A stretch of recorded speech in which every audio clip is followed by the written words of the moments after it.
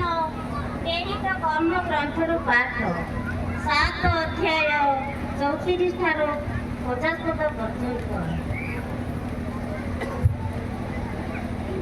ମରୁ ପ୍ରାନ୍ତରେ ଆମ ପିତୃପୁରୁଷମାନଙ୍କ ସଙ୍ଗରେ ଏକ ଶିବିର ଥିଲା, ଯିଏ ମୋ ସଙ୍ଗେ ସହିତ ସର୍ବଦା ବର୍ତ୍ତାପାଳ କରିଥିଲେ। ତାହାଙ୍କ ଆଦେଶ ମୁତାବକ ମୋସେସଙ୍କ ଦ୍ୱାରା ଦୃଷ୍ଟ ଅନୁମାନ ଜାତି ସମୂହକୁ ଈଶ୍ୱର ଆମ ପିତୃପୁରୁଷମାନଙ୍କ ସମ୍ମୁଖରୁ ଦେଶଚ୍ୟୁତ କରିଥିଲେ।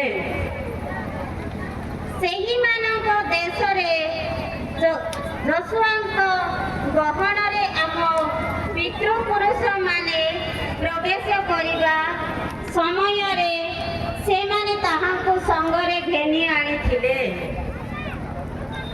ଏହି ଦେଶରେ ରହି ଆସିଥିଲା।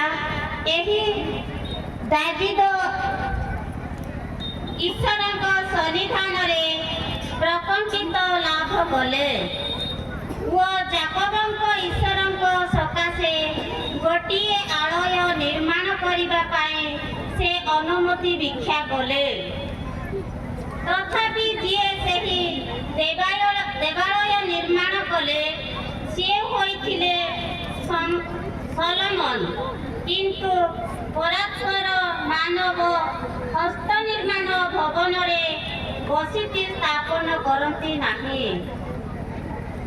ପ୍ରବକ୍ତା ଏହିପରି କହନ୍ତି, ସ୍ୱର୍ଗ ହେଉଛି ମୋ ସିଂହାସନ ଓ ପୃଥିବୀ ଅଟେ ମୋର ପାଦପୀଠ।